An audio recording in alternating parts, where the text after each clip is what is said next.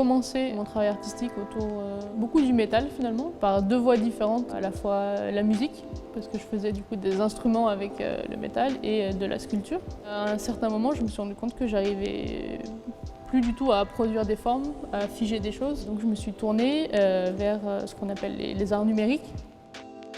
Je travaille en philosophie sur comment repenser notre rapport à l'être. Comment est-ce qu'on peut penser à un être qui n'est plus un individu, un et indivisible, mais plutôt penser la fragmentation. J'ai l'impression qu'avec cette façon de m'exprimer, avec l'art numérique, avec ces dispositifs de réalité virtuelle, on arrive vraiment à remettre en sensible, en forme ces pensées-là.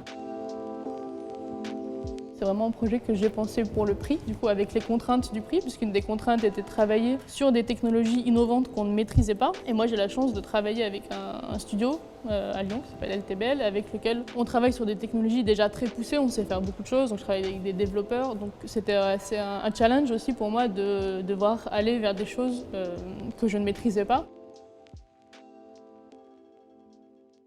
Donc la première étape a été d'aller dormir sous le contrôle d'une neuroscientifique. L'idée c'est donc d'avoir des relevés de ces rêves, du coup de ces phases de sommeil. Ensuite la seconde étape va être de mettre en forme cette cartographie, puisqu'on est en 2D, du coup de passer cette cartographie-là en une forme 3D.